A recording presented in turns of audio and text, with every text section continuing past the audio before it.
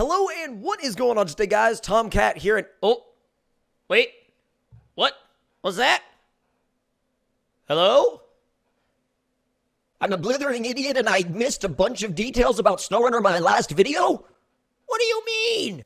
Now, guys, this trailer was actually found on the Xbox YouTube channel, and it had a ton of customization detail, customization gameplay, actual gameplay, and this was one of the very first times we've really seen a full trailer that did not really feature anything that was pre-rendered. I mean, this is raw gameplay right here, and considering the fact that the video I posted earlier today was more like it was gameplay, but it was from more of a free cam perspective. It was like, for example, what we're seeing on stream right now, crossing that river. This is even better to see because we can see the HUD, we can see the inside of the garage, we can see just about everything, and don't you guys worry because I'm about to break everything down.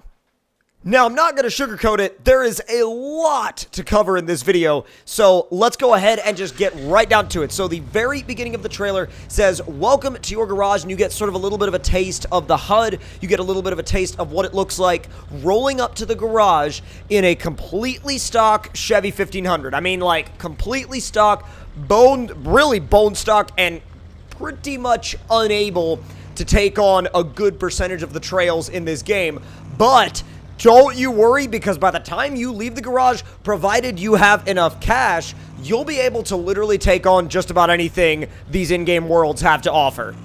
Now, upon entering the garage, we see basically a truck that was already in there, but you also see on the left, you have customize, trucks, vehicle store, and leave garage. Now, obviously, this can be translated into basically like your customization shop, and then basically your truck list, and then an actual like dealership, basically.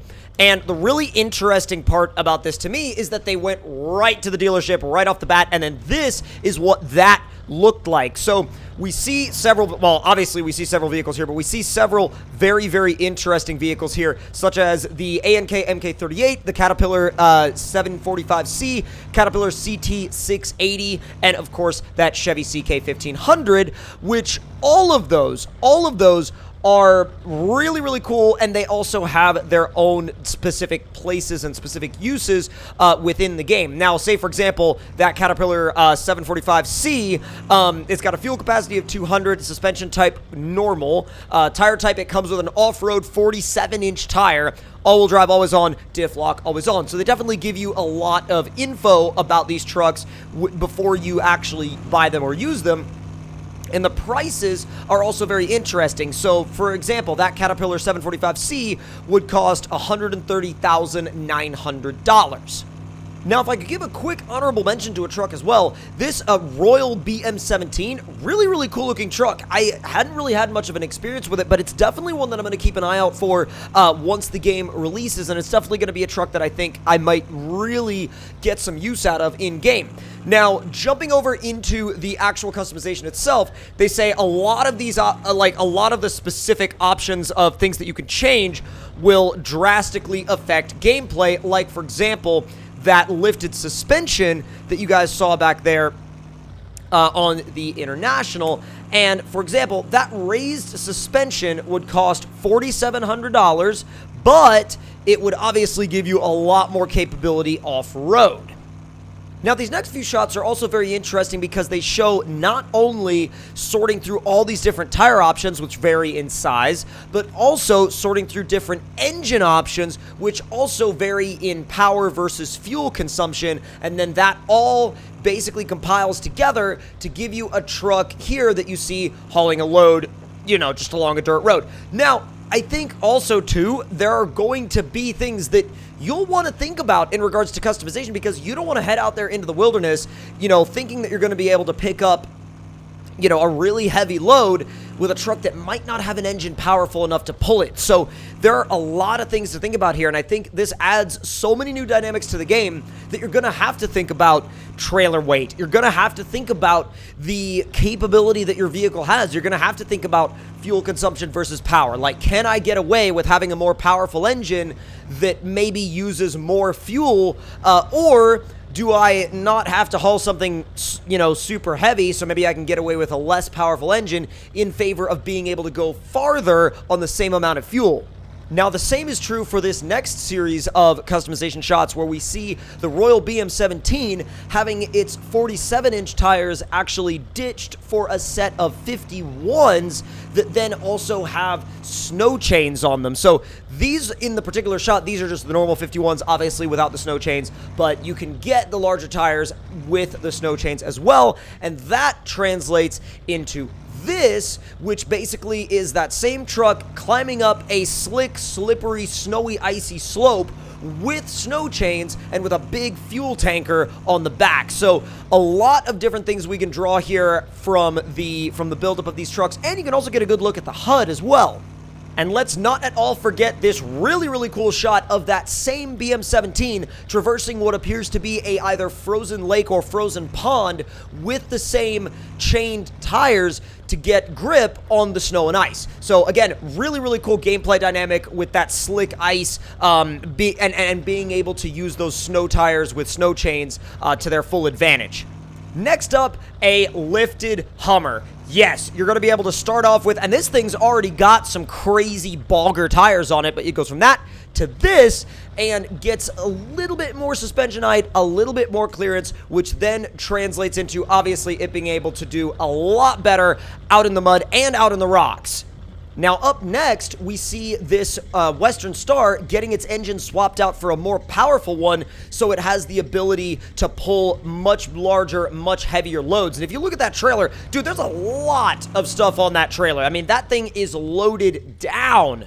Now, as if that wasn't enough, snorkels are also a part of the upgrade process here. They're a part of the gameplay, they're a part of the upgrade process, and they are genuinely functional, meaning that installing a snorkel on your truck will enable you to travel through much deeper water without having to worry about taking engine damage by flooding the engine. So this should expand whole new areas of the map that you would not have been able to explore otherwise, because you had to cross a deep river, you had to cross, rushing water, you had to cross some body of water that would risk either damaging or flooding out your truck. So that right there is another modification to your vehicle that really, at the end of the day, contributes to the overall freedom you have within the map.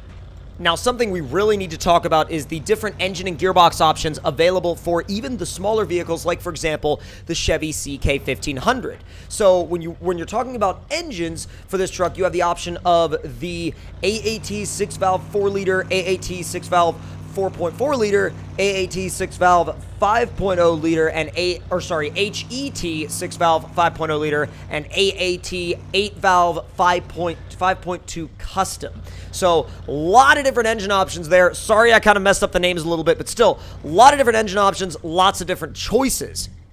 And of course, we can't stop without talking about the gearbox options. So obviously, we have the stock gearbox, the freeway gearbox, which is it basically says an advanced gearbox sporting many functional improvements over regular variants, such as higher gear count and top speed, at an added high gear at the cost of lower reliability. So basically, I believe that would reduce the quote-unquote integrity rating of the truck overall.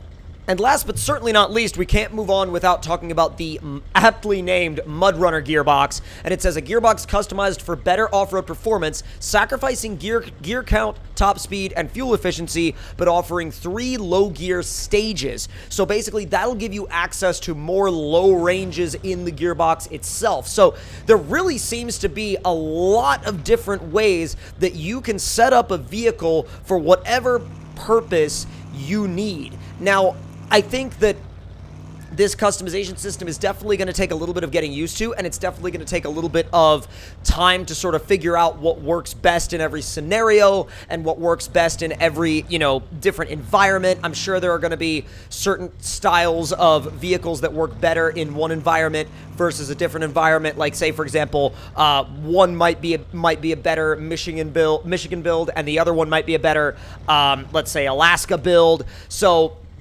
that's definitely something that we're going to have to wait and see how that plays out once the game comes out. But let me know in the comments section below, because I'm very curious, what are you guys planning on building your vehicles for? Are you planning on building a lot of mud focused vehicles? Are you planning on building a lot of like rock focused vehicles? Are you planning on, you know, going back to Mud Runner and going onto a mod map and then, you know, falling into a bunch of rock glitches? You never know. But no, let me know in the comment section below if you guys are focusing more on mud-related vehicles, rock-related vehicles, if you're going to build a lot of haulers. What are you also going to spend your hard-earned in-game money on as you work your way through all these contracts? Because again, I'm sure there's going to be different types of upgrades that are going to basically play out like an investment, right? So whatever the highest paying contract is, you're going to obviously go after the upgrades that are going to make it easier to complete that contract. So